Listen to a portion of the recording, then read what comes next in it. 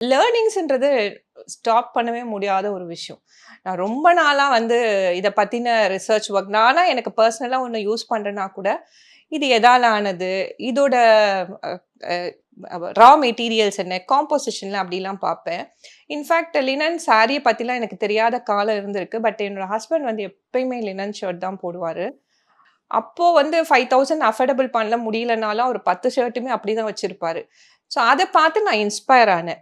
ஏன் இந்த ஃபேப்ரிக் வந்து அவருக்கு ரொம்ப புடிக்குதுன்னு பார்க்கும்போது, ஸோ ஒரு கார்ப்பரேட் வேர்ல்டுக்குள்ள இருக்கிறோம்னா, நம்ம என்ன வந்து அட்டையர்ல இருக்கோம் அப்படின்றது தான் நமக்கு ஒரு ரெஸ்பெக்ட்ட வந்து அது பெற்று தரும். True, so true. அந்த மாதிரியான ஒரு அட்டையரா அது இருக்கணுன்ட்டு தான் விரும்புறாங்க மென்னெல்லான்னும்போது, அங்கருந்து நான் லெசன் எடுத்து, சாரிக்குள்ள வந்தேன். அப்போ வந்து லினன் சாரின்றது வந்து ரொம்ப கம்மியா கிடைச்சது.